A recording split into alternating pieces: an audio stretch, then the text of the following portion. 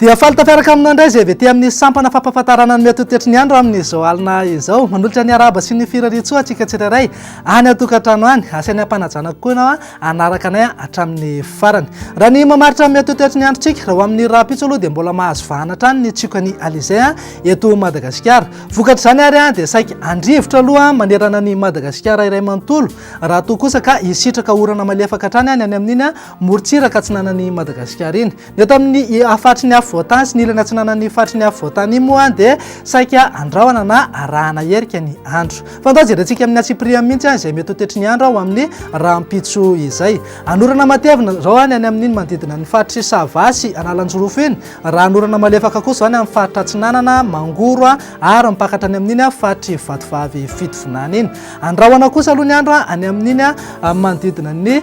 morontsiraka faritra atsinanana maloka ihany koa ny andro any amin'ny fatry sofia sy diana andrahoana ary arahana herika kosa zany ho an'ny fatry alaotra analamanga ny ilana atsinanana fatry vakina karatra moromani otomatsiatra ary iorombe mifatra sisa rehetra moa dia vinavinaina homaina tanteraka mihitsy ny andro fa raha hoan'ny tolakandro kosa indray jerentsika dia toyatrany aloha ny orana malefaka any amin'ny manodidina ny sambava sy antala ary analanjorofo raha somary maka endrika tandrifindraona zany ho an'ny manodidina ny nosy be samborano antsalovo ary any abelo tsiribina any amin'ny manodidina mangoro anosy be anala somary lampiny kosa dia vinavinaina anerika ny andro raha toa kosa ka andrahoana vitsy na homaina tanteraka mihitsy ny andro any amin'ny fatra sisa rehetra raha ny maripana voatombatombana ho amin'ny rapitso maraina zao dia somary nidina kely aloha maripana ambany indrindra any amin'ny fatry fianaratsoany satria manodidina amin'ny 13 degré celsius eo amin'ny vakina karatra kosa 7 ary 5 ho any Antananarivo morontsiraka moa dia saika eo anelanelan'ny 1 ka hatramin'ny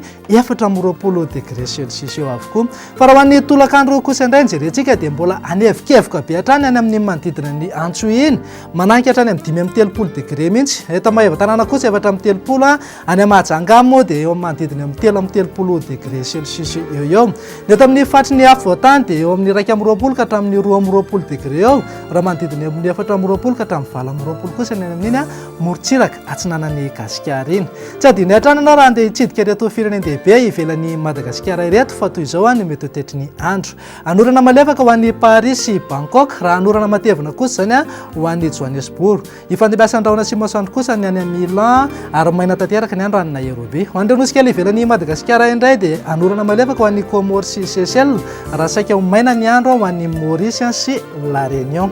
raha iny masoandro zao dia amin'ny 10 sy 30 minitra no hiposaka ho amin'ny rapitso ary lentika kosa zany ho amin'ny 10 sy 17 minitra dia zay ihany koa no azona tolotra tamin'ny teny teo dia misaotra anao nanaraka anay hatramin'ny farany manome fotoananao ho amin'ny manaraka indray rapitso dia namako Andro Selina indray no hiara-dalana aminao eto veloma tompoko